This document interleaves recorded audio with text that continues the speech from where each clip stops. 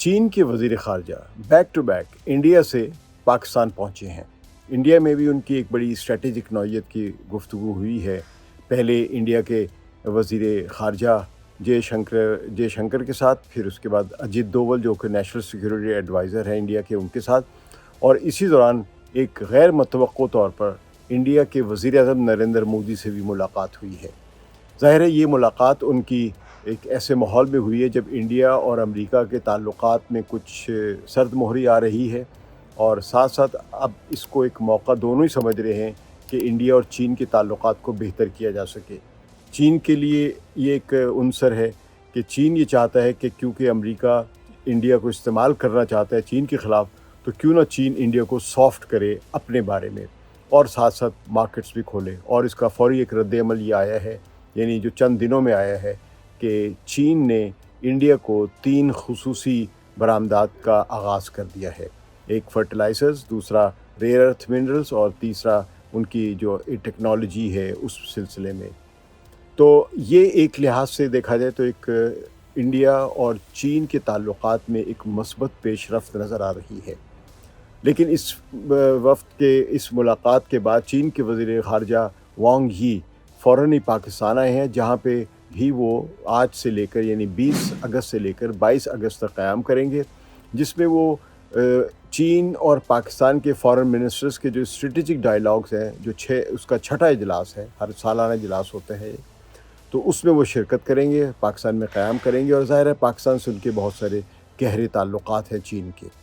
تو حال ہی میں جنگ میں چین نے بہت مدد کی پاکستان کی، جو کہ عملی طور پہ جنگ میں مدد نہیں تھی، لیکن یہ تھا کہ چین کا وہ انفراسٹرکچر جو کہ جہازوں کی صورت میں، میزائلز کی صورت میں، PL-15 کی صورت میں، اور پھر جو سیٹلائٹس کی جو مدد تھی، جس کے ذریعے پورا کا پورا ایک ملٹی ڈومین اور ایک ڈیفرنٹ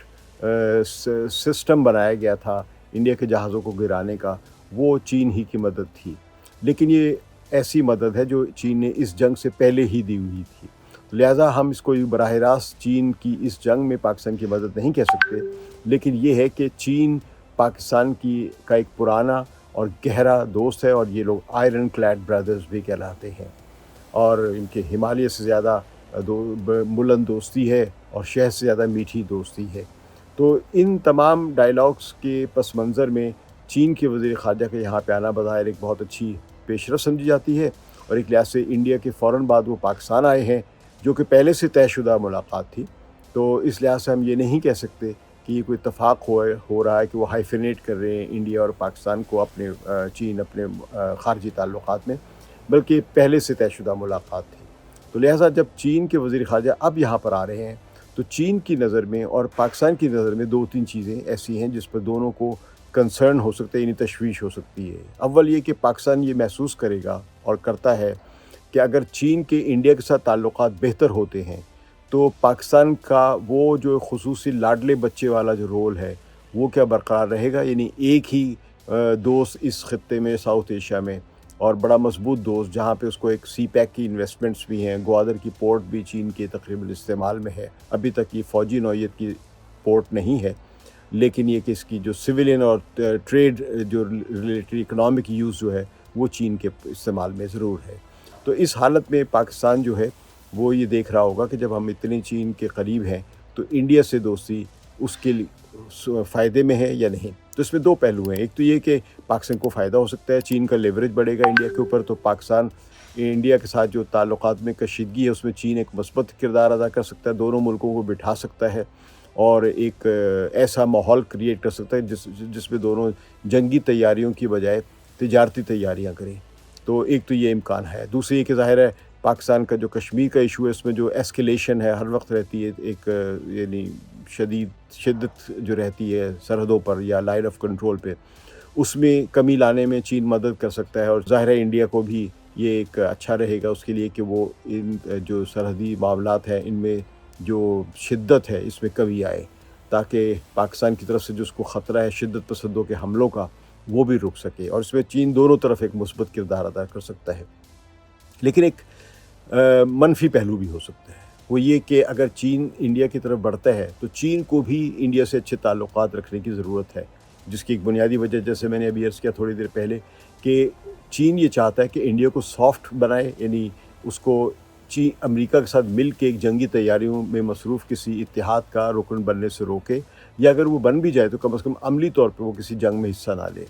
دوسرے یہ کہ چین دیکھے گا کہ انڈیا میں بڑی اپرچونیٹیز ہیں، انڈیا میں مارکیٹ ایک بڑی ہے، جہاں پہ اب ظاہر ہے امریکہ سے تعلقات دیکھتے ہوئے ہر ملک چاہ رہا ہے کہ اپنی وہ تجارت جو ڈائیورسیفائی کرے۔ تو اس ڈائیورسیفائی کرنے میں چین کے لیے بھی انڈیا ایک بڑی مارکیٹ ہے، اور وہ وہاں پہ چاہے گا کہ اس کی مال بکے، اور ساتھ ساتھ انڈیا بھی چاہے گا کہ چین میں اس کو سرمایہ آئے، اور ساتھ ساتھ اپنی پروڈکٹس جو ہے انڈیا میں بھی کچھ ایسی پروڈکٹس ہیں جن کی چین میں ایک مارکیٹ بنتی ہے۔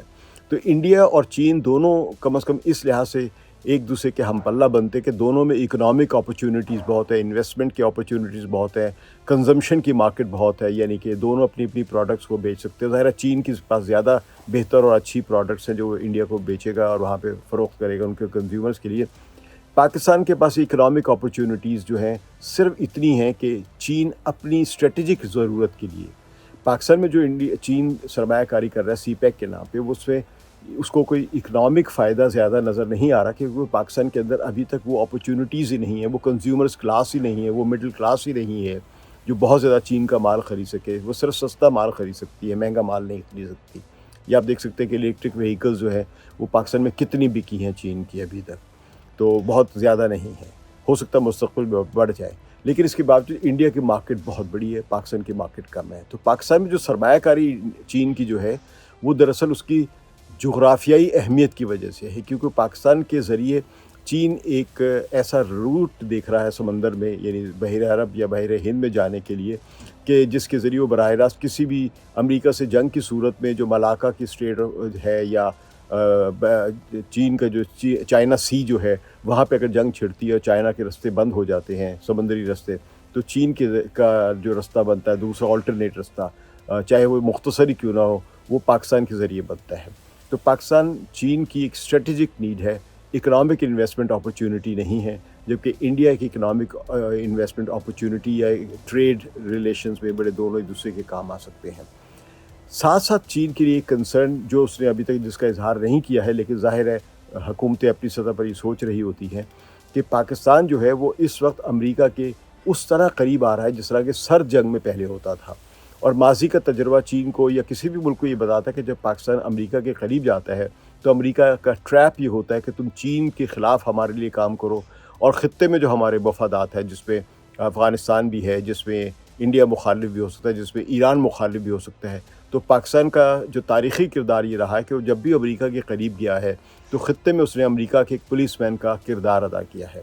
تو اب یہ تشویش چین کے لیے بھی بڑھے گی، یہی تشویش افغانستان میں بھی ہے، اور ابھی پاکستان نے حال ہی میں ان افغان رہنماؤں کا اجلاس کروایا ہے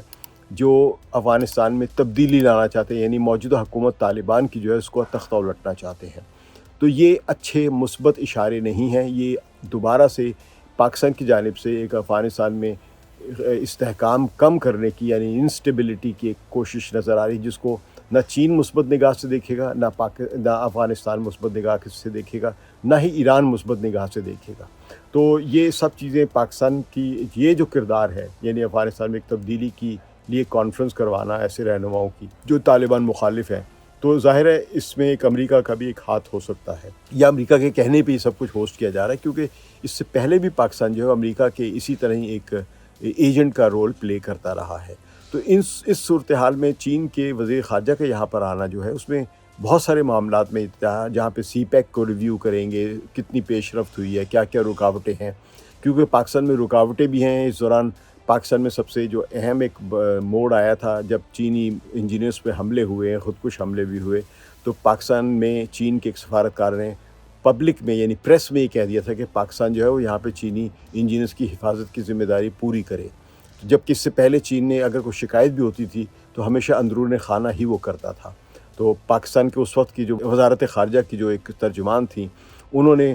چین کی مذمت کی تھی۔ تو اس سے یہ اندازہ ہوتا ہے کہ اندر ہی اندر پاکستان میں بھی ایک چین کے خلاف ایک بات چل رہی ہے، اور چین میں بھی ایک تشویش بڑھ رہی ہے پاکستان کے کردار کے بارے میں، کہ یہ اپنی گورننس کو، اپنی رول آف لا کو، پولیسنگ کو بہتر کیوں نہیں کر رہا، اپنے سیاسی معاملات بلوچستان میں جو خاص طور پہ ہیں، اور اب پھر ہم دیکھ رہے ہیں کہ صوبہ خیبر پختونخوا میں جو دہشت گردی کے واقعات ہوئے ہیں، یہاں تک کہ خود پاکستانی فوج اور ان کے لیویز جو ہیں پیرا ملٹری فورسز ان پر بھی حملے ہوئے ہیں، تو پاکستان اس بارے میں مؤثر کارروائی کیوں نہیں کر رہا ہے؟ پاکستان کر تو رہا ہے لیکن کامیابی حاصل نہیں ہو رہی ہے۔ جو ظاہر ہے پاکستان جتنے بھی حملے ہو رہے ہیں اس دوران ان کو وہ انڈیا پر یا افغانستان پر ڈال دیتا ہے، لیکن اس سے یہ مسئلے حل نہیں ہوتے، بلکہ اس سے یہ تاثر بنتا ہے کہ پاکستان ایک ناکام ہو رہا ہے اپنے ملک میں اپنی رٹ قائم کرنے میں۔ تو یہ سب چیزیں دیکھتے ہوئے ہمیں دیکھنا ہوگا کہ چین کی طرف سے جو وزیر خارجہ آ رہے ہیں اور پاکستان کے ڈپٹی پرائم منسٹر اور وزیر خارجہ اسحاق ڈار سے جو ان کی ساری ملاقاتیں ہوں گی، کیونکہ یہ دونوں وزرائے خارجہ کے درمیان یہ اسٹریٹجک ڈائلاگ ہے، اور یہ اسٹریٹجک ڈائلاگ جو ہے اپنے پرانے تعلقات کو اور ریویو کرنے کے لیے، بہتری لانے کے لیے ہوتا ہے۔ تو امکان یہ کہ فی الحال اس میں مثبت تبدیلیاں ہی آئیں گی، پیش رفت ہی ہوگی۔ اور چین کا ایک آئیڈیا ہے جو زیر بحث ہے، وہ یہ کہ پاکستان میں ایک بڑا سمجھے کہ میڈیکل سٹی قائم کیا جائے $1 ارب کی سرمایہ کاری سے۔ یہ ایک بہت بڑا پروجیکٹ ہوگا جو سمجھے کہ down stream and up stream industries create کرے گا پاکستان میں، یعنی طب سے ریلیٹڈ، میڈیسن سے ریلیٹڈ، فارماسیوٹیکل انڈسٹری بھی بنیں گی، نئی ٹیکنالوجیز صحت کے معاملے میں آ سکتی ہے، AI کی جو ٹیکنالوجی وہ آ سکتی ہے صحت کے معاملے میں یعنی میڈیسن میں، اور بڑی انٹلیکچول لیول کی جو اکیڈیمک لیول کی جو ہے ایک ہائی کلاس کی ایک میڈیکل کالج بھی بنے گا، ہاسپٹل بھی بنے گا، اور طب سے ریلیٹڈ سارا جو ایک انفراسٹرکچر ہے وہ بنے گا۔ اور اس کے لیے جگہ کا جو انتخاب پروپوز کیا گیا ہے، یعنی پروپوزل کی حد تک جو انتخاب ہے وہ ٹھٹھا کے قریب ہے۔ تو یہ بڑا ایک ہب بنے گا ایک میڈیکل ایجوکیشن اینڈ اکیڈیمکس کا، اور اس سے بہت فائدہ ہوگا پاکستان کی تمام میڈیکل طالب علموں کو بھی اور پوری میڈیکل اکیڈیمکس کو بھی، کیونکہ ایک بہت بڑا ہب جب بنتا ہے تو اس سے باقی لوگوں کو بھی فائدہ ہوتا ہے۔ جس طرح آغا خان میڈیکل کالج کی وجہ سے باقی میڈیکل کالج کے بھی سٹینڈرڈز اونچے ہوئے، انٹری ٹیسٹ سسٹم بنا ہے، اکیڈیمک سلیبس میں تبدیلی آئی ہے، ایگزامینیشن کے سسٹم میں تبدیلیاں آئی ہیں۔ تو یہ اگر یہ ہب بنتا ہے پاکستان میں، ایک میڈیکل سٹی بنتا ہے، تو اس سے بھی پاکستان کا مستقبل جو ہوگا وہ میڈیکل ایجوکیشن اور پریکٹس میں بہت تبدیلیاں لا سکتا ہے۔ تو یہ سب چیزیں اگر ہم سامنے رکھیں تو پاکستان، انڈیا، امریکہ اور اب یہ چین، یعنی بلکہ پرانے دوست چین، یہ ایک ایسی ایکویشن میں آ رہے ہیں کہ جہاں پہ پاکستان کو چین کے ساتھ بھی تعلقات بہتر رکھنے ہیں اور ساتھ ساتھ امریکہ سے تعلقات میں گرم جوشی پیدا کرنی ہے اور جو بھی تعاون ہو سکتا ہے کرنی، لیکن کسی کو دوسرے کی قیمت پر نہیں کرنا ہے۔ یہ مشکل کام بھی ہے، لیکن پاکستان کی تاریخ اگر دیکھی جائے تو اس نے کئی کشتیوں میں ایک ہی وقت میں سوار ہونے کی کوشش کی ہے، کبھی کامیابی بھی ہوئی ہے اور کبھی وہ ڈوبے بھی ہیں، نقصان بھی ہوا ہے۔ میرے اس تبصرے پر اگر آپ کوئی بات کرنا چاہیں، کوئی تنقید یا کوئی توصیف کرنا چاہیں تو کامنٹس میں ضرور لکھیے گا، اور اپنے مشورے بھی دیجیے، اور دیکھیے کیا ہم اور بھی جو میرے آئیڈیاز ہیں یہ میں پڑھ کے اس کے بعد سوچ کے پھر آپ کے سامنے بیان کرتا ہوں۔ اگر آپ اس بارے میں مجھ سے بہتر بھی آئیڈیاز دے سکتے ہیں تو ہم اس پہ بھی بات کر سکتے ہیں۔ بہت شکریہ۔ ثقلین امام کو اجازت دیجیے۔ خدا حافظ۔